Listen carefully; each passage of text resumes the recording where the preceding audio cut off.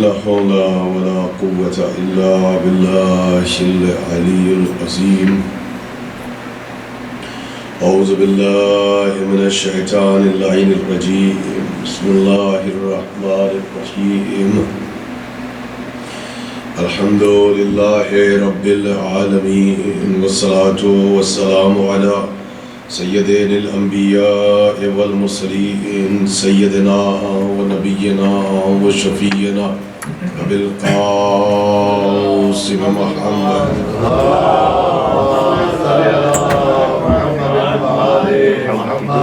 وآله الطيبين الطاهرين المعصومين المظلومين المنتجبين. أما بعد، فقد قال الله تعالى في كتابه المبين وهو أصدق الصادقين وقوله الحق. بسم الله الرحمن الرحيم. إنه لقرآن كريم في كتاب مكنون لا يمسه إلا المطهرون. صلوات.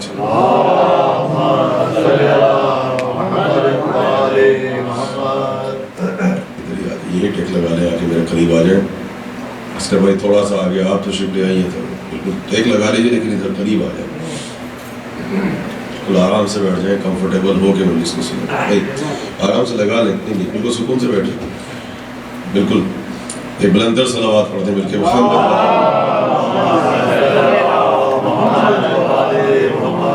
حضرات، جس سلسلے مجالس کا آغاز ہوا تھا، آج یہ سلسلے کی ہماری چوتھی تقریر ہے جسے آپ حضرات سماعت فرما رہے ہیں.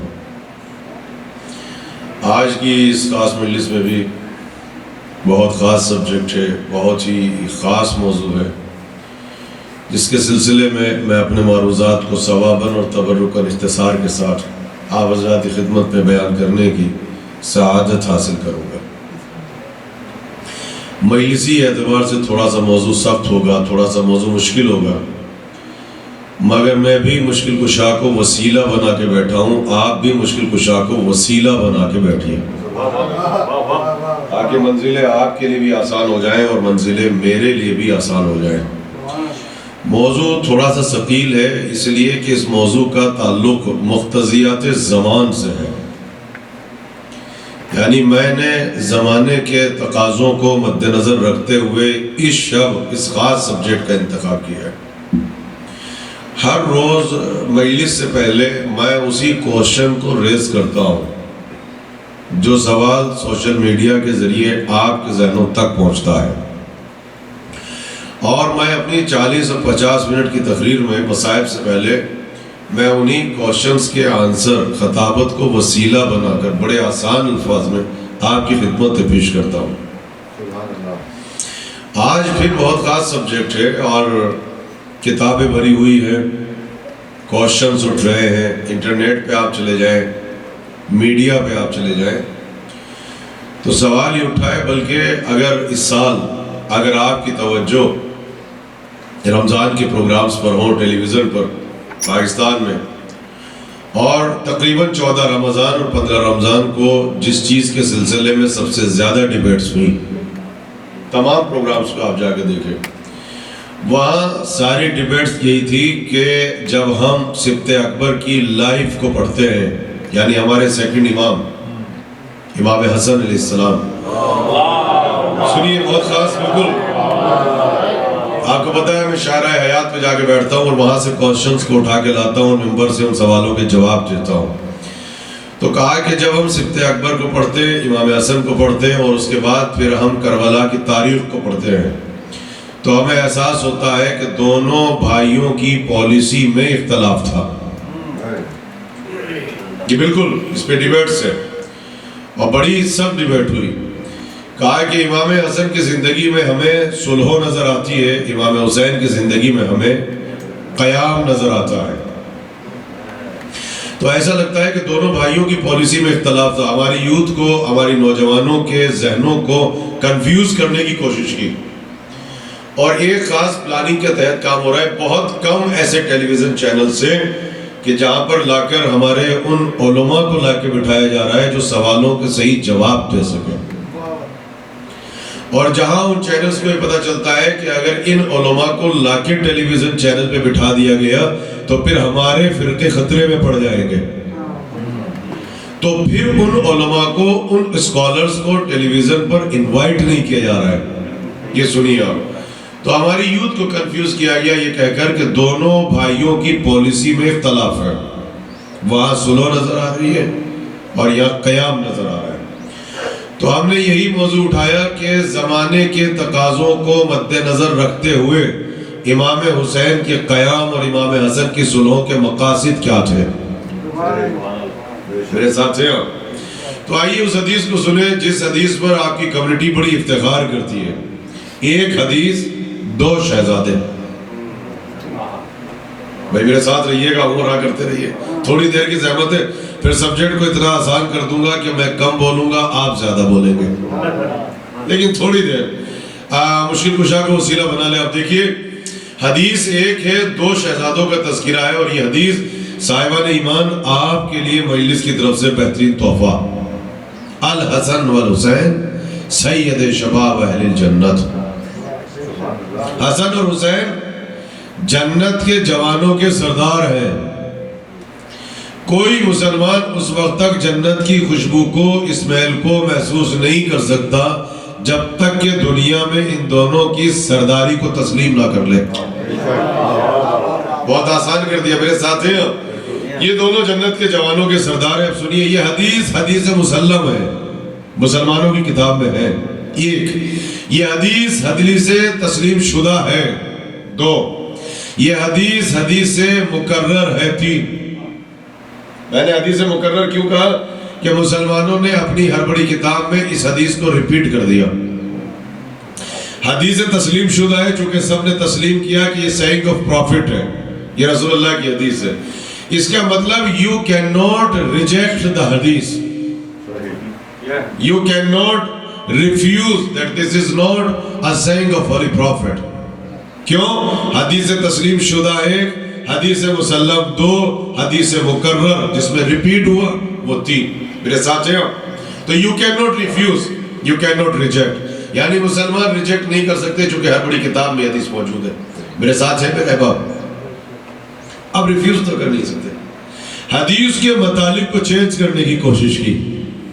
یہ دیکھیے عداوت اہل بیت کہنے لگے حدیث صحیح ہے, آتھنٹک ہے, حدیث کے الفاظ سے انکار نہیں کر سکتے. نبی نے کہا حسن اور حسین جنت کے جوانوں کے سردار ہیں. اب دیکھیے قسم خدا کی, یہ ہے عداوت مولا علی کا بخار. یہ ایک وائرس ہے, جیسے کووڈ ایک وائرس ہے, ویسے عداوت مولا علی یہ بھی ایک وائرس ہے, اور اس کی ایک ہی ویکسین ہے, اس کا نام ہے تولا اور تبرہ. یہ سن لیں آپ, یہ سن لیں. جیسے ہمارے ملکوں میں جب وائرس پھیل جاتے ہیں اور ڈیزیز پھیلتی ہے تو سمجھدار حکومت کا کام کیا ہوتا ہے کہ اس وائرس سے بچانے کے لیے وہ آپ کو ٹیکے لگاتی ہے. تھوڑی دیر تکلیف ہوتی ہے, فائدہ آپ ہی کا ہوتا ہے. ویسے ہی جب ہماری کمیونٹی میں خطیب کا کام بھی یہی ہے اور اصغر مہدی کی جاب بھی یہی ہے کہ جب ہماری کمیونٹی میں عقیدہ بگاڑ بیماری کا وائرس پھیل جاتا ہے تو ہم کمیونٹی میں جا کے تبرے کے ٹیکے لگاتے ہیں. تھوڑی دیر تکلیف ہوتی ہے, فائدہ آپ ہی کا ہوتا ہے. نعرہ حیدری. یہ خطیب کا کام ہے کہ اس وائرس سے بچانے کے لیے ہم آپ کو تولے اور تبرے کے ٹیکے لگاتے ہیں. تو یہ عداوت مولا علی ایک وائرس ہے. وہ طبقہ جو بیماری کم نسبی میں مبتلا ہے, وہ کہتے ہیں حدیث صحیح ہے, آتھنٹک ہے, حسن اور حسین جنت کے جوانوں کے سردار ہیں. دیکھیے آپ, مگر کہا اس حدیث میں حسن اور حسین کی کوئی فضیلت نہیں ہے, اس میں کوئی فضائل نہیں. بھائی کیوں فضائل نہیں ہے جب جنت کے جوانوں کے سردار ہیں؟ تو آپ سنیے, کہنے لگے کہ اصل میں جو ہولی پروفٹ تھے, جو رسول تھے, ان کی زندگی کے 2 رخ تھے. ان کی زندگی کے 2 رخ تھے. کبھی ہوتے تھے وہ آن ڈیوٹی ہولی پروفٹ. آپ دیکھیے, بالکل آسان کر کے بتا رہا ہوں. کبھی ہوتے تھے وہ آن ڈیوٹی رسول, اور کبھی وہ ہوتے تھے ہم جیسے بشر. اس کا مطلب عقیدہ رسالت جو بگڑا ہے رسول اللہ کی دشمنی میں نہیں بگڑا, دشمن مولا علی میں بگڑا ہے. کیونکہ حدیث سامنے آئی, رات سمجھ میں آیا. کہ عقیدہ ہولی پروفٹ رسالت کا عقیدہ کیوں بگڑا؟ عداوت اہل بیت میں. عجیب جملہ سنیے. کہنے لگے کبھی ہوتے تھے وہ آن ڈیوٹی رسول، میرے نوجوان میرے ساتھ رہے، اور کبھی کبھی ہوتے تھے وہ ہم جیسے بشر. آسان اور ماڈرن لینگویج میں اگر میں اپنے بچوں کو رسالت کا مفہوم سمجھاؤں مسلمان بھائیوں میں، تو ان میں اور آپ میں ایک فرق ہے. ان کے یہاں جو رسالت ہے وہ پارٹ ٹائم رسالت ہے. اس سے بہترین آسان لفظ میرے پاس نہیں ہے. یعنی وہ رسول اللہ کو مانتے ہیں مگر ان کے پاس جو نبوت کا کانسیپٹ ہے وہ پارٹ ٹائم نبوت ہے، اور ہمارے یہاں پر جو نبوت کا کانسیپٹ ہے وہ فل ٹائم نبوت ہے. بھائی انہوں نے خود کہا کبھی ہوتے تھے وہ آن ڈیوٹی نبی، کبھی ہوتے تھے ہم جیسے بشر. تو یہ مجھ سے نہیں پوچھے گا پارکنگ لاٹ میں آپ کہ وہ نبی کب ہوتے تھے بشر کب ہوتے تھے، چونکہ عقیدہ ہمارا نہیں ہے. ہمارا عقیدہ آپ سنیں گے ہمارا عقیدہ کیا ہے. ہمارا عقیدہ یہ ہے کہ جب وہ شکم مادر میں تھے تب بھی رسول تھے. بھائی ذرا بولیے نا، اس زبان کا فائدہ کیا ہے جو گھر پہ بیوی پہ چلتی ہو ذکر علی پہ نہ چلتی ہو. اس غریب کے سامنے سب بولتے ہیں. تو امام بارگاہ میں آ کے میری بہنوں سے درخواست ہے جو گھر پہ زیادہ بولتا اس سے کہے کہ ذکر علی پہ بھی بولا کریں تاکہ آپ کی آواز وہاں تک پہنچے. تو اب یہ سنیے، آپ مجھ سے نہیں پوچھے گا پارکنگ لاٹ میں جا کے بالکل کہ وہ نبی کب ہوتے تھے بشر کب ہوتے تھے. ہمارے یہاں تو جب وہ شکم مادر میں تھے تب بھی رسول، جب آغوش مادر میں تھے تب بھی رسول، جب ان کا چھٹکپن تھا تب بھی رسول، جب ان کا بچپنا تھا تب بھی رسول، جب ان کی جوانی تھی تب بھی رسول، جب 40 برس کے تھے تب بھی رسول، جب کسی کو بستر پہ سلا رہے تھے تب بھی رسول، جب کسی کو غار پہ ڈانٹ رہے تھے کہا ہے تب بھی رسول، جب وہ کسی بیٹی کو دیکھ کے تعظیم کے لیے اٹھتے تھے تب بھی رسول، جب کبھی وہ مسجد میں کسی کے لیے ناکہ بنتے تھے تب بھی رسول، جب کسی کے ہاتھوں میں اپنی زلفوں کو تھما دیتے تھے تب بھی رسول، جب کبھی مسائل شریعہ کو روک کے کسی کے فضائل پڑھتے تھے تب بھی رسول، جب کبھی خطبے کو روک کے کسی کو سینے سے اٹھاتے لگاتے تھے تب بھی رسول. جملہ کہہ دوں، جب کسی کو اپنی بزم میں بلاتے تھے تب بھی رسول، جب کسی کو بزم سے اٹھاتے تھے. نعرہ حیدری. ہمارے یہاں تو وہ ہر لمحے ہر روز سے پروفٹ ہے. تو مجھ سے نہیں پوچھے گا پارکنگ لاٹ میں جا کے، مجھ سے سوال نہیں کرنا کہ وہ نبی کب ہوتے تھے بشر کب ہوتے تھے. ہمارے یہاں وہ ہر وقت آن ڈیوٹی پروفٹ ہے. مگر انہوں نے کہا کہ کبھی بشر کبھی نبی.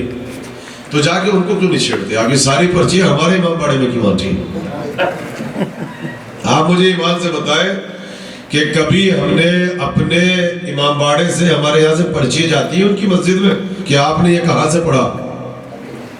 ہمارے یہاں سے نہیں جاتا. اور دیکھیے یہ ہمارا ایک لطف بھی ہے، کرم بھی ہے. ہم نے آج تک اپنے نوجوانوں سے یہ نہیں کہا کہ سیرت رسول کے جلسے میں نہیں جانا، ان کی مسجد میں نہیں جانا. ہم نے کبھی ڈرایا ہی نہیں ہے کہ اگر جاؤ گے تو نکاح ٹوٹ جائے گا. اس لیے ہم نے نکاح اتنا پکا پڑھا رکھا ہے کہ پڑھانا آسان ہے، توڑنا مشکل ہے. آپ نے کبھی روکا اپنے بچوں کو نہیں جانا؟ نکاح ٹوٹ جائے گا. وہ روز کہتے ہیں کہ نکاح ٹوٹ جائے گا، نکاح ٹوٹ جائے گا، نکاح ٹوٹ جائے گا. تو ہمارے یہاں کا بالکل زندہ واقعہ ہے، پاکستان کا بالکل زندہ واقعہ ہے. ایک دیکھیے مولوی سے پوری قوم تو پریشان رہتی ہی ہے، کبھی کبھی مولویوں سے ان کی بیگمات بھی بہت ڈسٹرب ہوتی ہیں. میں مثال دے رہا ہوں میں، کبھی آپ سچ میں پکڑ کے بیٹھ جائیں.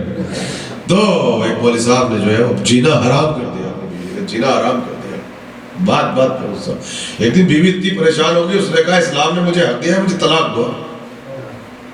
اچھا عورت اگر پریشان ہو جائے، لڑکی پریشان ہو جائے تو اسے اپنا حق مانگنا چاہیے، اسلام میں حق ہے، اسے اپنا طلب کرنا چاہیے. اور پھر کیوں حق طلب نہ کریں؟ اگر امی اپنا حق لینے میدان میں جا سکتی ہے، وی آئی پی امی جان کی بات کر رہا ہوں، یہ بالکل فیوریٹ سبجیکٹ تھا اس سال ہمارا شکاگو میں سبجیکٹ تھا باقاعدہ سے، مسلمانوں کی وی آئی پی امی جان. بڑی محبت سے ہم نے پڑھ کے سنا ہے. آپ نے وی آئی پی صحابہ تو ہم سے بہت سنے ہیں، اس مرتبہ ہم نے VIP امی جان کو پڑھایا. تو اگر وہ میدان میں اپنا حق لینے جا سکتی ہیں تو آپ بتائیے عورت کی طلب نہیں کر سکتی. اور انہوں نے مولوی صاحب کو پکڑ لیا, کہنے لگے حافظ صاحب مجھے آپ طلاق دیں. کہنے لگے طلاق نہیں تو کہا مر دو. اب وہ بڑی پریشان تھی, اس نے پورا پریشر ڈالا, دیکھو طلاق ہی نہیں دیتے تھے. ایک دن مولوی صاحب جمعے کا خطبہ دے رہے تھے, وہاں سے گزر گئی. تو خطبے میں مولوی صاحب چیخ چیخ کے کہہ رہے تھے مجلس میں نہیں جانا ورنہ نکاح ٹوٹ جاتا ہے.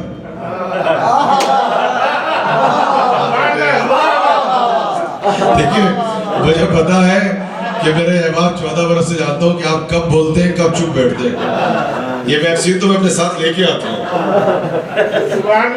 اس نے خطبے میں سن لیا کہ مولوی صاحب کہہ رہے ہیں کہ مجلس میں نہیں جانا, اگر مجلس کو دیکھ لیا تو نکاح ٹوٹ جائے گا. اس نے کہا تو بڑی آسان طلاق ہے, تو بڑی آسان ہے. اب ایک دن وہ چلی گئی مجلس میں, اب جا کے آ گئی, اب مجلس سن کے آ گئی, گھر پہ بیٹھ گئی. اب وہ تو مولوی صاحب کو تو عادت تھی, وہ جو باہر سے ہی آئے گھر پہ انٹر ہونے لگے, چیخنے لگے کہاں بیٹھی ہو, گرم پانی نہیں کیا, کھانا نہیں بنایا. تو اس نے وہیں سے آواز دی کہ مولوی ہو, آپ کی سے اتنی تمیز نہیں ہے کہ نامحرم کے سامنے جب بولتے ہیں تو نیچی آواز میں بولتے ہیں, اور نامحرم کے دروازے پہ جب جاتے ہیں تو پہلے نوک کیا جاتا ہے اور کال بیل دی جاتی ہے اور اجازت لی جاتی ہے. عالم بن گئے, آپ کو اتنی تمیز نہیں ہے. خبردار اگر آپ گھر کے اندر داخل ہوئے یا نامحرم بیٹھے ہوئے, کہ تم پاگل ہو گئی, دیوانی ہو گئی, تم میری بیوی ہو. کہ بیوی تھی, میری طلاق ہو چکی ہے. کہ طلاق پڑھی کس نے, ہم تو دی ہی نہیں ہے. کہ آج آپ ہی نے کہا تھا کہ مجلس میں نہیں جانا, طلاق ہو جاتی ہے. پوری 1 گھنٹے کی مجلس سن کے آئی ہوں, پورے 1 گھنٹے کی مجلس سن کے آئی. وہیں سے فتویٰ بدل دیا. کہنے لگے وہ ایک محفل میں ایک ہوتی ہی نہیں ہے جب تک کہ 3 مرتبہ نہ پڑھے جائے. کہنے لگی میں نے تمہارے 3 خطبے سنے, تم نے کہا تھا علم دیکھنے سے بھی نکاح ٹوٹتا ہے, تبرک کھانے سے بھی ٹوٹتا ہے, مجلس سننے سے بھی ٹوٹتا ہے. تو الحمدللہ سے مجلس میں نہیں گئی تھی, تابوت بھی دیکھ کے آئی ہوں, مجلس بھی سن کے آئی ہوں, کھچڑا بھی کھا کے. ارے سلامات پڑھ دینا مل کے محمد والا, یہ ہے دعوت ہے. یہ میں نے آپ کو اس لیے پڑھ کے سنایا کہ آپ ذرا سے بیدار رہے. تو کہا کہ نبی جو تھے ان کی زندگی کے 2 رخ ہوتے تھے. کبھی نبی ہوتے تھے, کہاں ہے وقت تو جاگ جائیے, اور کبھی وہ بشر ہوتے تھے. ہمارے یہاں تو ہر لمحے وہ آن ڈیوٹی پروفٹ ہے, ٹھیک ہے.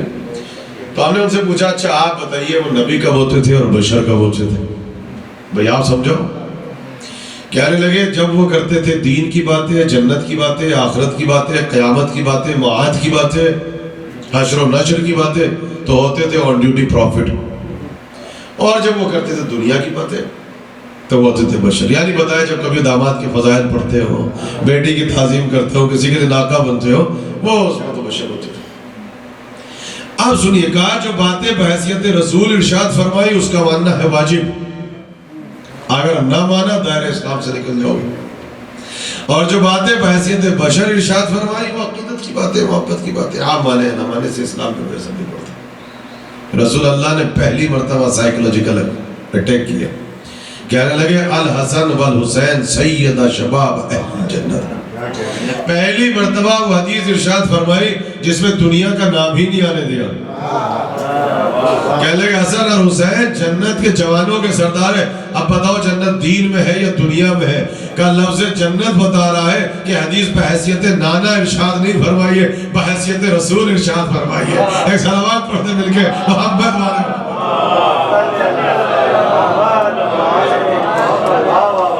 آپ سبجیکٹ آگے پڑھے گا, اب اتنا آسان نہیں پڑھ کے سناؤں گا, تھوڑے پسینے تو چھڑیں گے آج کی وجہ سے. ہاں, کہا کہ دونوں بھائیوں کی پالیسی میں اختلاف تھا. یہ باقاعدہ پورا منتھ چلا 14 رمضان سے لے کے اور آخر تک چلا ٹیلی ویژن کے اوپر, اختلاف تھا پالیسی.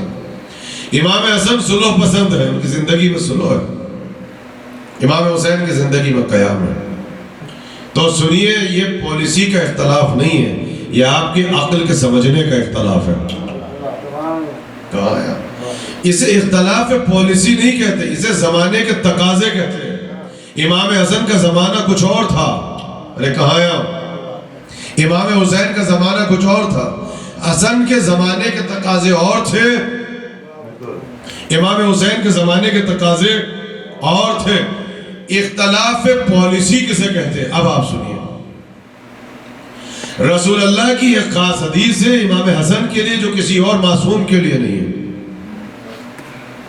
کہنے لگے میرا بیٹا حسن مجھ سے شباہت رکھتا ہے. یہ خاص حدیث ہے. میرے نوجوان بیٹھے ہیں, میرا آپ سے سوال ہے کہ علی اکبر شباہت نہیں رکھتے؟ وہاں تو معصوم کا قول حجت ہے. کیا امام حسین شباہت نہیں رکھتے؟ ہر امام رکھتا ہے. خاص طور سے کہا میرا بیٹا حسن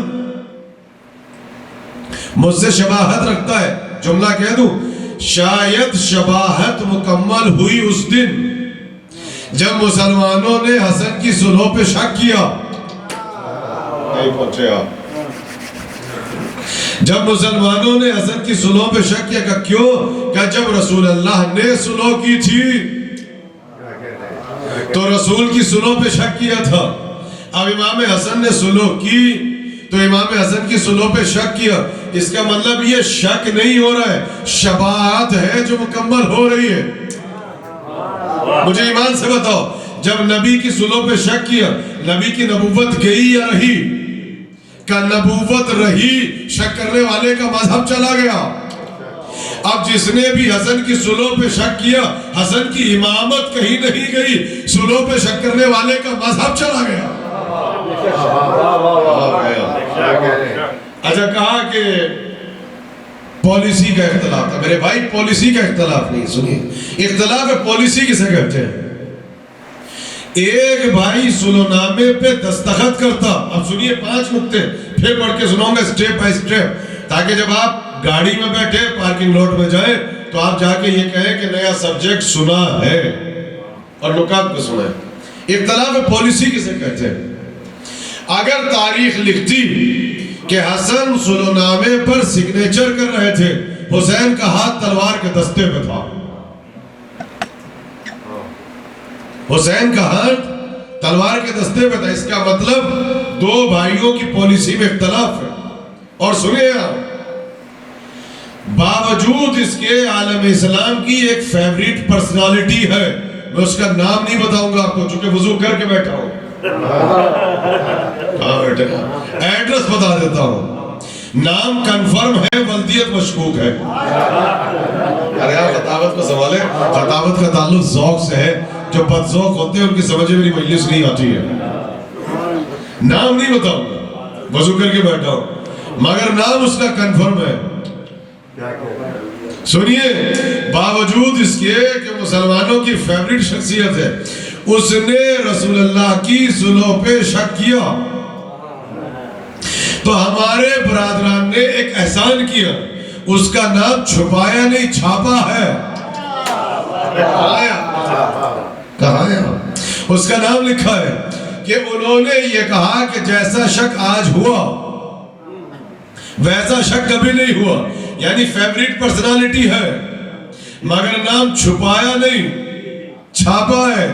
تو یاد رکھو, اگر یہ اپنی فیوریٹ پرسنالٹی کا نام لکھ سکتے ہیں, اگر حسین حسن کی صلح سے راضی نہ ہوتے تو سیاہ ستہ میں 70,000 حدیثیں ہوتی. اور یہ پراؤڈ کے ساتھ لکھتے کہ حسین حسن کی صلح سے راضی نہیں تھے. اس کا نام ملنا, حسین کا نام نہ ملنا اس بات کی دلیل ہے جو حسن کا مزاج تھا وہی حسین کا مزاج تھا. یہ ہسٹوریکل فیکٹ ہے. وہ نبی کی صلح پہ شک کر رہا ہے, آپ اس کا نام لکھ کے بتا رہے ہیں, چاہے اس خطا کو خطا اجتہادی کہہ رہے ہیں. اگر حسین صلح سے ایگری نہ ہوتے تو ایک نہیں 70,000 روایتیں ہوتی کہ حسین بھی ایگری نہیں تھے. یہ پہلی دلیل. دوسری دلیل, تاریخ لکھتی ایک بھائی صلح نامے پہ دستخط کر رہا ہے, دوسرے بھائی کا ہاتھ تلوار کے دستے پر ہے. حسین صلح سے ایگری نہیں. یہ دوسرا نقطہ. حسین کی خاموشی دلیل کہ اگر آپ کی جگہ ہم ہوتے تو قیام نہیں ہوتا, صلح ہوتی. حسین زندہ, حسن زندہ. سنیے کیا دلیل ہے کہ سن 61 ہجری اگر حسن کربلا میں ہوتے تو قیام ہوتا, صلح نہ ہوتی. اس کی دلیل کیا ہے؟ وہاں تو دونوں بھائی زندہ ہیں. اس کی دلیل کیا ہے کہ اگر حسن بھی 61 آفٹر ہجرہ کربلا میں ہوتے تو قیام ہوتا, جنگ ہوتی, صلح نہ ہوتی. تو اس کی دلیل آپ سب کے گھر میں رکھی ہوئی ہے. وقت آخر امام حسن کا قاسم کے بازو پہ تعویذ باندھنا. میں کہا ابھی میں اس کو بھی بدلوں گا. وقت آخر امام حسن کا قاسم کے بازو پہ تعویذ باندھنا. سنو یہ تعویذ نہیں ہے, یہ حسن کا سرکاری اور آفیشیلی اسٹیٹمنٹ ہے. میں کہا یہ تعویذ تو آپ کہتے ہیں, تعویذ کی کیا ضرورت ہے؟ اگر بھائی بھائی سے وصیت کر دیتا تو کیا انف نہیں تھی؟ کیا ام فرما سے وصیت کرتے تو کافی نہیں تھا؟ تعویذ نہیں ہے, یہ سرکاری اور آفیشیل اسٹیٹمنٹ ہے کہ بھائی اگر ہم کربلا میں ہوتے تو صلح نہ ہوتی, قیام ہوتا. اسے تعویذ نہ کہا کریں, یہ امام حسن کا سرکاری اور آفیشیل اسٹیٹمنٹ ہے. تو اس کا مطلب پالیسی کا اختلاف نہیں ہے, زمانے کے تقاضے مختلف ہیں. یہ تیسرا نقطہ. چوتھا سنیے, اور یہ ہمارے علماء کا نقطہ ہے, میں سے ریپیٹ کر رہا ہوں اپنے الفاظ کو وسیلہ بنانے. کون کہتا ہے کہ حسن نے صلح کی؟ امام حسن صلح اس وقت کرتے اگر وائٹ پیپر سگنیچر ہو کے حسن کی طرف سے جاتا اور معاویہ سے کہتے ہمیں تمہاری ہر کنڈیشن ایکسپٹ ہے, تو آپ کہتے ہیں کہ حسن معاویہ سے دب کے صلح کر رہے ہیں. لیکن اگر وائٹ پیپر سگنیچر ہو کے معاویہ کی طرف سے آئے, فرزند رسول مجھے آپ کی ساری شرطیں منظور ہے, بس حکومت دے دو, تو حسن صلح نہیں کر رہے ہیں, حسن سے ڈر کر صلح ہو رہی ہے. ارے کہاں ہے آپ؟ اب جب وہ خود کہہ رہا ہے مجھے حکومت دے دو, تو کیا آپ یہ چاہتے ہیں کہ امام حسن حکومت کے لیے تلوار چلائے؟ تو جملہ کہہ دوں, جس کے باپ نے کل خلافت کے لیے تلوار نہ اٹھائی ہو, اور قریب ہے, جس کے باپ نے کل حق فدق کے لیے تلوار نہ اٹھائی ہو, کیا وہ شام کی معمولی سی حکومت کے لیے تلوار اٹھائے گا؟ تو اگر یہ صلح ہے تو صلح حسن نہیں کر رہے, امام حسن سے صلح کی جا رہی ہے. آپ سنیے کہ امام حسین نے جنگ کی, کہاں لکھا ہے جنگ کی؟ امام حسین نے جنگ کب کی؟ اگر پہلا تیر امام حسین کی طرف سے جاتا اور کہتے گواہ رہنا, پہلا تیر ہم نے لشکر یزیدی کی طرف چھوڑا, تو حسین جنگ کر رہے ہیں. اور اگر پسر ساتھ کہے کہ گواہ رہنا, پہلا تیر ہم نے چھوڑا ہے, تو حسین سے جنگ کی جا رہی ہے اور حسین کی زمین پر ہو رہی ہے. تو وہاں حسن سے صلح ہو رہی ہے یا حسین سے جنگ ہو رہی ہے؟ میرے ساتھ ہے. اچھا تیسرا, چوتھا نقطہ سنیے آپ. امام حسن کے مقابلے پہ کون ہے؟ میں سنیں قسم خدا کی بہترین نقطہ ہے, چوتھا ہے, پانچواں نقطہ ہے, اس کو محفوظ کریں. آپ جو کہتے ہیں حسن نے جنگ نہیں کی, امام حسن نے صلح کیوں کر لی؟ تو پہلی بات تو سنیں کہ معصوم آپ کے جذبات کا تابع نہیں ہے, معصوم اللہ کی مشیت کا تابع ہے. اور دوسرا نقطہ یہ سنیں, معصوم جنگ نہیں کرتا ہے, معصوم جہاد کرتا ہے. جنگ میں انسان اپنے جذبات کا تابع ہوتا ہے, جہاد میں انسان اللہ کی مشیت کا تابع ہوتا ہے. اسلام میں جنگ اور ہے, جہاد اور ہے. جنگ میں اور جہاد میں وہی فرق ہے جو ڈاکٹر کی چھری میں اور قصائی کی چھری میں فرق ہوتا ہے. یہاں پڑھا لکھا طبقہ بیٹھا ہوا ہے. قسم خدا کی فاطمہ سوسائٹی کا ممبر ہوئے, جہاں پہ آنے کے بعد مومنین چاہے یا 20 بیٹھتے یا 50 بیٹھتے, یہ سوچ کے پڑھنا پڑتا ہے کہ کیا پڑھنا ہے اور کیا نہیں پڑھنا ہے. آپ نے اس ممبر کے معیار کو بلند رکھا ہے. جنگ اور ہے, جہاد اور ہے. معصوم جنگ نہیں کرتا ہے, معصوم جہاد کرتا ہے. جنگ میں آپ اپنے جذبات کے تابع ہوتے ہیں, جہاد میں معصوم اللہ کی مشیت کا تابع ہوتا ہے. جنگ میں اور جہاد میں وہی فرق ہے جو ڈاکٹر کی چھری میں اور قصائی کی چھری میں فرق ہوتا ہے. کاٹتے دونوں ہیں, مگر جب وہ کاٹتا ہے تو سائز بھی دیکھتا ہے, گہرائی بھی دیکھتا ہے, ڈیپتھ بھی دیکھتا ہے. وہ زندگی دینے کے لیے کاٹتا ہے, یہ زندگی لینے کے لیے کاٹتا ہے. جنگ نام ہے سانسوں کو چھیننے کا, جہاد نام ہے حیات دینے. ایک صلوات پڑھ دے مل کے محمد آل محمد. نعرہ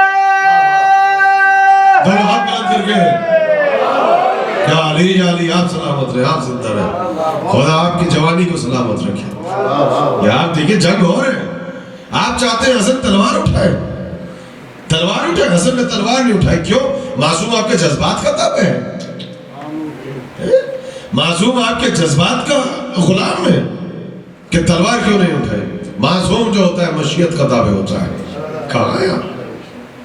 اچھا پھر کس کے مقابلے پہ تلوار اٹھائے؟ جملہ سنو قسم خدا کی, 5واں نقطہ یاد رکھیے. مقابلے پہ کون ہے مولا کے؟ غریب شام.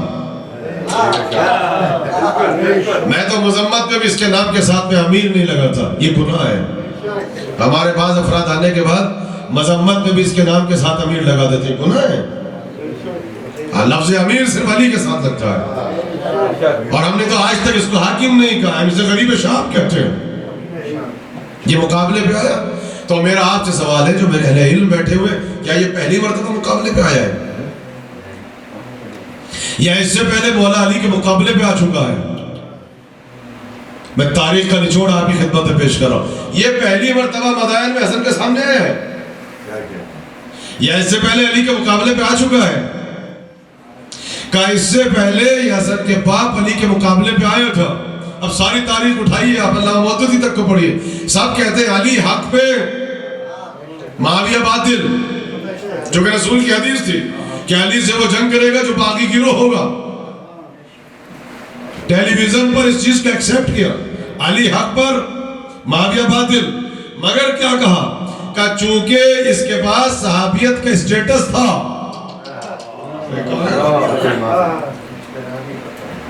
تو اس کی خطا کو خطا اجتہادی بنا دو. ارے کہاں ہے یہی تو مزہ آتا ہے. عسکر بھائی جیسے جوان میرے سامنے بیٹھے, آپ سنیے. کہا کہ ٹھیک ہے, کلیئر کہا, خطا ہے, غلط ہے, علی حق پہ ہے, یہ باغی ہے. کہا ہے مگر چونکہ اس کے پاس صحابیت کا اسٹیٹس ہے تو کہا اس کی خطا کو خطا اجتہادی بنا دو. تو اسلام میں ایک نیا لفظ استعمال کیا, خطا اجتہادی. اور خطا اجتہادی کے صندوق پہ بٹھا کے ان کے فالوورز اسے آج بھی جنت پہ پشنگ کرنے کی کوشش کر رہے ہیں.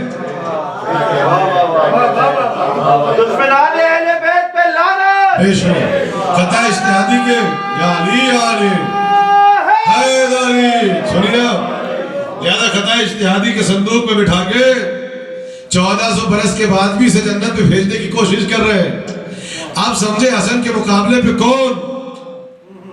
وہی سچویشن یہ ہے کہ اگر حسن لڑے تو شہید ہوں گے مولا کی شہادت کے فوراً بعد ایکسٹمپور. ارے کہاں ہے آپ جانتے امام حسن کتنے تنہا تھے؟ نماز پڑھے تو مسلح پہلو سے کھینچ لیا, کیا تمہیں نماز پڑھنے کا حق نہیں ہے؟ اتنے لونلی امام حسن. یہ ہمارے آج ممبر کی سب سے بڑی قسم خدا کی مظلومیت ہے کہ 15 رمضان ہو یا 28 صفر ہم صلح نامے امام حسن کو مکمل پڑھ کے نہیں سناتے. 2 منٹ پڑھا اور فوراً جمپ لگا کے مصاحب پہ چلے جاتے ہیں. ہم نے معصومین کے سبجیکٹ کو محدود کر دیا. کتنے غریب اور لونلی اور الون ہے امام حسن. نماز پڑھے تو پہلو سے مسلح کھینچ لیا کہ تمہیں نماز پڑھنے کا حق نہیں. جب سلام کرتے ہیں تو کیسے وہ لفظ ممبر سے ادا نہیں کر سکتا, اے مومنین کو ذلیل کرنے والے تم پہ سلام. مہارت ابن صدیق ملعون کو جانتے ہو؟ امام حسن کا جو خاص گھوڑا تھا تاویہ, اس گھوڑے کو بھی چھین کے لے گئے. امام حسن کے تیر لگا ہوئے پاؤں میں تو کوئی علاج کرنے کے لیے کوئی طبیب موجود نہیں ہے.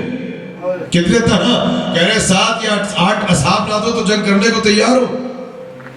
کیفیت نماز پڑھنے جاتے ہیں تو صحابہ کہتے ہیں چاہنے والے مولا زنا پہن لیا کرے, کوئی آپ کو قتل نہ کرتا. اور آپ چاہتے ہیں امام حسن جنگ کرے, امام حسن تلوار چلائے, وہ بھی شام کی حکومت کے لیے. تو اگر تلوار اٹھائے تو قتل ہوں گے علی کی شہادت کے بعد ایکسٹمپور. تو معصوم مرنے سے نہیں ڈرتا, شہادت ورثہ ہے, مگر ایسی شہادت نہیں چاہیے کہ اسلام شہید ہو, وقت معین ہے. اچھا پھر اگر شہید ہو جاتے تو حسن کی شہادت سے اسلام کو فائدہ نہ پہنچتا. کیوں؟ سامنے کون؟ معاویہ. اس کے چاہنے والے اس کی خطا کو پھر خطا اجتہادی بنا دیتے. اس کی خطا کو خطا اجتہادی بنا دیتے، لہذا اسلام کو فائدہ نہ پہنچتا۔ آپ سمجھ میں آئے؟ مولا حسین کی بصیرت دیکھو، اور مولا حسین کی بصارت دیکھو۔ سن 61 ہجری میں اس یزید کے دامن کو پکڑا کہ مرزا غالب کو بھی پہنا پڑا، یزید اب تجھے کون بچائے گا، تیرے پاس تو صحابیت کا اسٹیٹس بھی نہیں ہے۔ مرزا غالب لکھ رہے کہ تیری خطا تو خطا اجتہادی بھی نہیں بن سکتی۔ حسین کی بصیرت اور بصارت پہ سلام۔ 61 ہجری میں اس سے جا کے لڑے کہ مسلمان معاویہ کی خطا کو خطا اجتہادی کہہ سکتا ہے، یزید کی غلطی کو خطا اجتہادی نہیں۔ سلام پڑھتے مل کے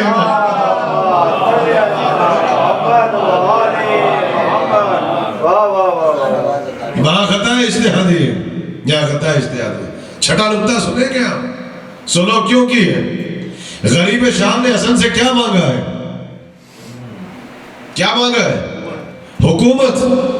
معصوم حکومت کے لیے تلوار اٹھائے، مگر بدل دے۔ اب دو بھائیوں کی پالیسی کا فرق نہیں ہے، زمانہ بدل گیا۔ یزید نے حسین سے کیا مانگا ہے؟ ارے کہاں ہے بیعت؟ ارے زمانے کے تقاضے الگ ہیں۔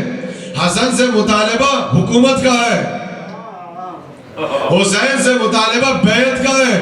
جملہ سنو گے، اگر 50 ہجری میں حسن سے بھی مطالبہ بیعت کا ہوتا تو کربلا 61 ہجری میں نہ ہوتی، 50 ہجری میں ہوتی۔ وہاں حکومت مانگی جا رہی ہے یا بیعت مانگی جا رہی ہے؟ سلام پڑھ دے مل کے محمد۔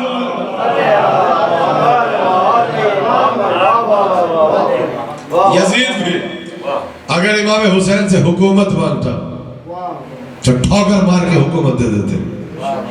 ماں بیعت مانگی جا رہی ہے، ماں حکومت مانگی جا رہی ہے۔ اچھا آپ سنیے قسم خدا کی، اب سلو کیا ہے اور جنگ کیا ہے، جہاد کیا ہے، میری بڑی پرانی مثال ہے، اس کو آپ سنیے تاکہ جو نوجوان بیٹھے وہ سمجھ کے اٹھے کہ امام حسن نے سلو کیوں کی اور امام حسین نے جہاد کیوں کیا۔ دیکھیں جتنے یہاں بیٹھے میرا آپ سے سوال ہے، یہ جو جہاد ہے جو آپ بار بار کہتے ہیں کہ حسن نے جہاد نہیں کیا، تلوار نہیں چلائی، یہ اصول دین میں ہے یا فروع دین میں ہے؟ کیا مدرسہ چلتا ہے؟ فروع دین میں ہے۔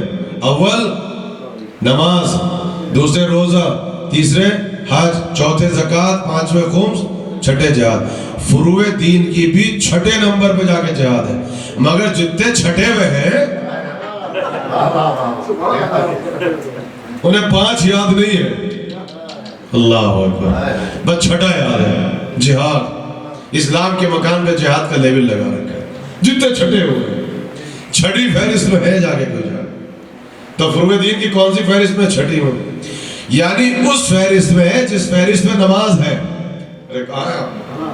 تو آپ سنیے، جہاد قائم ہے فروع میں، فروع دین کی جتنی عبادتیں اس کے ساتھ ٹیکنیکل مسائل ہیں۔ مجھے بتائیں آپ، فاطمہ سوسائٹی میں یہاں پر آیا، وہ خطرناک گرمی پڑ رہی ہے، مگر صبح کا موسم بڑا اچھا ہوتا ہے، اب دوپہر میں بڑی شدت کی گرمی۔ ایک شخص اٹھا، اس نے صبح کی 2 نماز ضرور کی نماز پڑھی، کہنے لگا میں ظہر اثر کی ابھی پڑھتا ہوں۔ اچھا آپ بتائیے، اللہ کو 8 رکعت کی ضرورت ہے، اگر وہ نیا فلسفہ لیا چاہے دوپہر میں پڑھ لو یا صبح میں پڑھ لو، بات ایک ہی ہے۔ بلکہ دوپہر میں لنچ بریک ہوتا ہے 40 منٹ کا، اس میں نماز بھی ہے، جمعہ بھی ہے اور ساری چیزیں ہیں، اور مسجد بھی جانا ہے۔ صبح میں انسان فریش ہوتا ہے، تازہ ہوتا ہے، تو کیا پاسبل نہیں ہے کہ 2 رکعت پڑھ لے ظہر میں اور 8 پڑھ لے صبح میں، خالصتاً اللہ کی محبت میں؟ کوئی نہیں دیکھ رہا، کمیونٹی بھی نہیں دیکھ رہی۔ ہاں مجھے ایمان سکتے یہ نماز ایکسیپٹیبل ہے؟ کہا نہیں۔ یہ جو نماز پڑھ رہے ہو جو فروع میں، فروع دین کی عبادتوں کے ساتھ مسئلہ یہ ہے کہ نماز کا حکم بعد میں، وقت پہلے معین ہے، یعنی وقت پہ ہوگی تو عبادت ہوگی، اور اگر یقین نہ ہو تو فاطمہ سوسائٹی میں آگے پڑھو، بے وقت ہوگی تو فساد ہوگا۔ اللہ اکبر۔ فروع دین کی عبادت دیکھی، وقت پہ ہوگی تو عبادت ہوگی، بے وقت ہوگا تو فساد ہوگا۔ آپ مجھے ایمان سے بتائیں کہ 30 دن آپ نے روزے رکھے، تقوی کا بخار چڑھ گیا آپ کو، عید کے دن سوئیاں رکھی ہوئی تھی، وہاں بورڈ دے گا سوئیاں کھاؤ، ایک صاحب کتاب، جو بات بات پہ کتاب لے کے آتے تھے، کہاں لکھا ہے؟ وہ کہنے لگے کہاں لکھا ہوا ہے کہ سوئیوں کا کھانا ثواب ہے؟ ہم پہ تو تقوی کا پہاڑ ٹوٹ رہا ہے، ہم تو آج روزے سے ہیں، چاہے روز جیسے ہوتے تھے کہاں ہے مگر عید کے دن روزہ رکھ کے آ گئے۔ اب آپ بتائیے روزہ ایکسیپٹیبل ہے؟ کہیں روزہ منہ پہ مار دیا جائے گا، کیوں کہ فرو میں ہے، روزے کا حکم بعد میں ہے، عبادت کا وقت معین پہلے ہے، وقت پہ ہوگا تو عبادت ہوگی، بے وقت روزہ رکھ کے آؤ گے تو فساد ہوگا۔ اچھا جب بات آئے گئی تو مجھے نہیں پتا کتنے سمجھے گا، آج تک مجھ سے کسی نے نہیں پوچھا کہ یہ جو آپ سوئیے کھلا رہے ہیں، سوئیے کھلانا ثواب ہے یا روزہ زیادہ ثواب ہے؟ اور جہاں مجلس ہوئی کہنے لگے کہ ماتم زیادہ افضل ہے یا نماز افضل ہے؟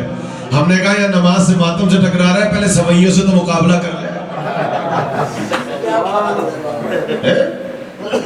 پہلے سوئیوں سے تو مقابلہ کر لو، آج سوئیے کھاؤ گے تو ثواب ہے، کہاں ہیں آپ؟ روزہ رکھو گے تو روزہ منہ پہ مار دیا جائے گا، معلوم ہے روزہ عبادت ہے، وقت معین ہے، آپ سمجھ میں آیا؟ آپ سمجھ میں آیا کہ ہم نماز وقت پہ پڑھتے ہیں، عزاداری ہر وقت کرتے ہیں،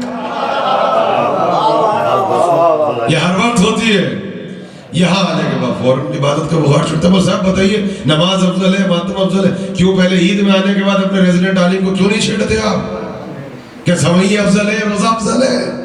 کہاں لکھا ہوا ہے سوئیے کھانا ثواب؟ تو کہا کہ وقت پہ روزہ رکھو گے تو ثواب ہوگا، بے وقت رکھو گے تو فساد ہوگا۔ اچھا آپ سنیے یہاں پہ، یہاں سے یہ سمجھیں گے فاطمہ سوسائٹی والے، اور کوئی نہیں سمجھے گا، آج کل بڑے مہنگے چل رہے ہیں ٹکٹس، لیکن اتفاق سے لو سیزن ہوا تو ڈیل لگی ہوئی تھی، buy one get one free. اب وہاں پہ جا کے دیکھا تو عمرے کا ٹکٹ $850 اور اس میں بھی buy one get one free, تو انہوں نے لے لیا ٹکٹ، لیا اپنا ایک فری میں ملا، جا کے بیگم سے بولے تمہارے لیے ٹکٹ لے کے آئے ہو بیگم۔ اب یہ پتہ ہی نہیں ہے کہ پہلے تو سیل پہ ملا ہے، اس کے بعد buy one get one free ہوا ہے، جا کے وہاں بیگم سے کہہ رہا ہے، پورے محلے میں بتا رہا ہے، امام باڑے میں بتا رہا ہے، بیگم کا ٹکٹ لے کر آئے ہوں گے۔ اب لے کے آ گئے بیگم کو لے کے چلے، وہ بھی خوش ہے، وہ بھی پھولے نہیں سما رہی ہے، سب سے کہہ رہی ہے تمہیں پتہ ہے میرے لیے عمرے کا ٹکٹ لائے، تمہیں پتہ ہے عمرے کا ٹکٹ لایا؟ اب جس نے دیکھا سبحان اللہ، اب یہ نہیں پتا کہاں سے سبحان اللہ نکل رہی، مگر پرابلم تو دوسری ہو گئی، وہ جو اتفاق سے لو سیزن کا ٹکٹ لگا ہوا تھا عمرے کا، وہ رمضان میں لگا ہوا تھا، ابھی آپ بولیں گے رمضان میں لگا ہوا تھا، پہنچ گیا ہوگا۔ اب جو وہ کعبہ شریف میں پہنچے اور سامنے مکہ شریف اور اطراف میں حرم شریف اور سعودی عرب شریف، اب سارے شریف سمجھ میں آتے، نجف اشرف والا شریف سمجھ میں نہیں آتا۔ آج جو وہاں پہ پہنچے تو آہستہ سے بیگم کو کہنے لگے بیگم ایک بات بتاؤ، نیت عمرے کی نہیں کرنا حج کی کرنا۔ کہا کیوں؟ کہا مولوی صاحب سے کئی سال سے سن رہے ہیں کہ عمرہ تو مستحب ہے، سنت ہے، حج واجب ہے، عمرہ کریں گے تو ثواب کم ملے گا۔ کہا ہے حج کریں گے تو ثواب زیادہ ملے گا، واجب بتاؤ گے۔ اس نے کہا عجیب آدمی ہو، دنیا کہتی ہے بیوی بہکاتی ہے، پہلا شوہر ہے، اللہ کے گھر میں مجھے بہکا رہا ہے، رمضان میں حج کروا رہا ہے، رمضان میں حج کرا رہا ہے، ٹکٹ وکٹ صحیح لے کے تو آئے ہو، کہاں سے لے آئے؟ کہا کہ نہیں ایک بات سنو، اگر حج پہ آؤ گی تو 10,000 کا ٹکٹ ہے، 10,000 کا خرچہ ہے، وی آئی پی حج جو ہو رہا ہے اس وقت وہ تو 14-15 ہزار میں ہو رہا ہے، بس 14-15 میں ہو رہا ہے۔ کہا $850 میں جان چھوٹ رہی بیگم، اور لیبر الگ رہے گا، حاجی صاحب اور تمہیں بھی سب حجت کہہ کے سلام کریں گے، حاج خانہ مائی ہیں، سب سلام کریں گے۔ کہا تم پاگل ہو گئے، دیوانے ہو گئے؟ تو وہ نئی تھیوری اس نے بنائی وہاں بیٹھ کے، کہنے لگا اچھا پھر ضد کر رہی ہے تو کب کرو گی حج؟ کہا میں تو ذیلحج میں کروں گی۔ کہا پھر سنو میں تو ابھی کروں گا، تمہیں ملے گا سنگل ثواب، مجھے ملے گا ڈبل ثواب۔ اب تھیوری بنائی انہوں نے، کہا وہ کیا ہے؟ کہا اگر ذیلحج میں آؤ گی تو سامنے اللہ کا گھر تو ہوگا، اللہ کا مہینہ نہیں ہوگا۔ کہا ہے اور یہ ہے رمضان میں حج اب کروں گا، مجھے ڈبل ثواب ملے گا، کیوں؟ کہ اللہ کا مہینہ بھی ہے، اللہ کا گھر بھی ہے، تب ڈبل ثواب ملے گا۔ تو اب مجھے بتائیے ٹھیک ہے اللہ کا گھر بھی ہے اور اللہ کا مہینہ بھی ہے، حج ایکسیپٹیبل ہے؟ یہ حج منہ پہ مار دیا جائے گا، عمرہ کرو گے تو ثواب ملے گا، حج کرو گے تو فساد ہوگا۔ کہا کیوں؟ فروع دین میں ہے۔ میں ساری کب تک آپ کو حج کی اور زکوٰۃ کی اور خمس کی مثالیں تو پڑھا لکھا مجمع ہے، اس کا مطلب فروع دین کی جتنی عبادتیں ہیں اس کے ساتھ کچھ ٹیکنیکل مسائل ہیں، وہ ساری عبادتیں وہ ہیں جو وقت میں ہوگی تو عبادت ہوگی، بے وقت ہوگا تو فساد ہوگا. اب مسلمان جو ذلیل ہو رہا ہے، آپ کی سمجھ میں ہے ذلیل کیوں ہو رہا ہے؟ یہ جہاد بھی فروع دین میں ہے. فروع دین کی عبادت کا وقت معین ہے. یہ بھی وقت میں ہوتا تو عبادت ہوتی، بے وقت ہوگا تو فساد ہو.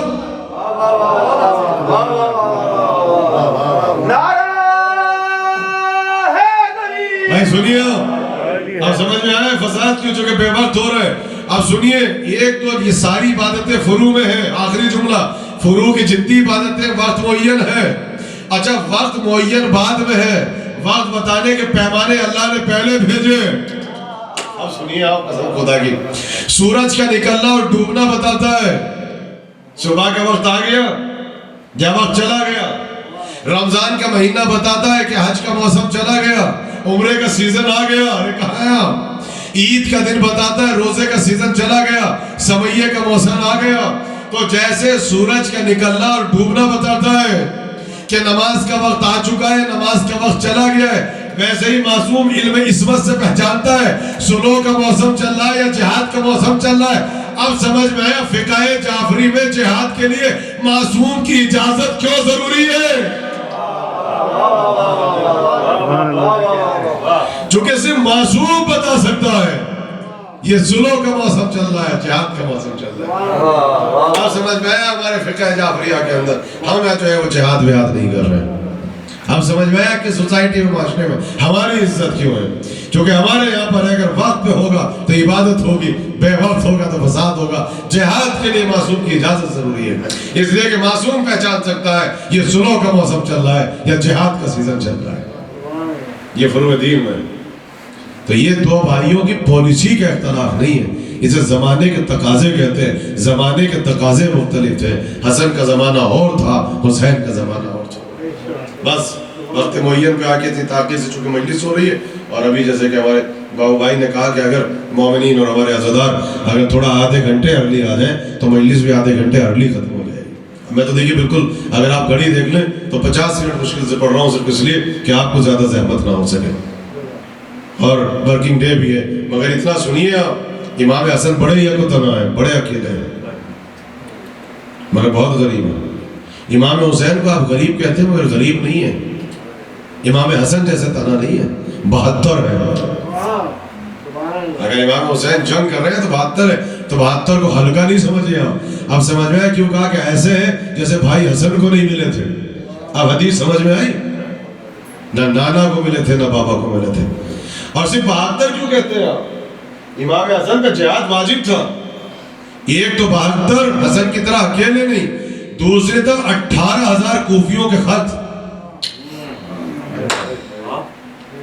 مولا آئیے ہم تو نظریں بچھائے ہوئے دیوار کوفہ کے بعد آپ کی آمد کے منتظر ہیں.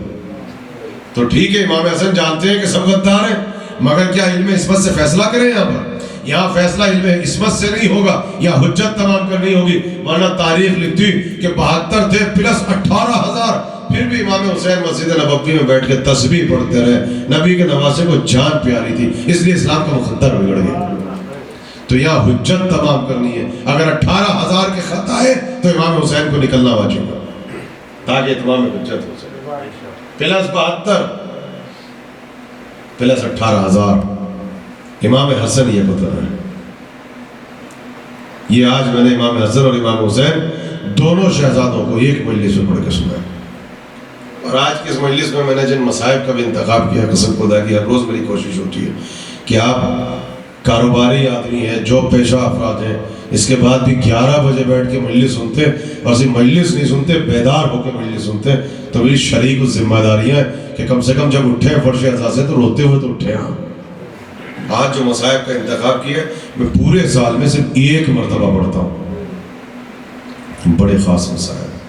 آئیے سنیں آپ، اور دل بھر کے روئیے گا. آپ دل بھر کے رونا، قسم خدا کی رونا نہ آئے تو ماتم کرنا. دیکھیے اندھیرا ہو چکا ہے، رونے میں شرم نہیں کرنا. اب 1 سال کے بعد یہ مسائل سنو. قافلہ چلا، بے کجاوا اونٹے ہیں، ہاتھ رسن بستہ ہیں، چوتھے امام، ہاتھوں میں ہتھکڑیاں، پاؤں میں بیڑیاں، گلے میں طاق خاردار ہے. شاید یہی رات کا وقت تھا. قافلہ ایک جگہ پہ جا کے ٹھہرا تو پیسر سعد نے شبر کو بلایا. کہا کہ چاروں طرف سے بغاوت ہو رہی کہ باغی آنے کے بعد ہم پہ حملہ نہ کر دیں اور سر حسین ہم سے چھین کے نہ لے جائیں. رات میں ہمیں یہیں پہ قیام کرنا ہے, جب صبح ہوگی تو سفر کا آغاز کریں گے, قافلہ ٹھہراؤ. عمر سعد کا حکم تھا, بالکل مصائب سنیے, دل بھر کے سنیے گا.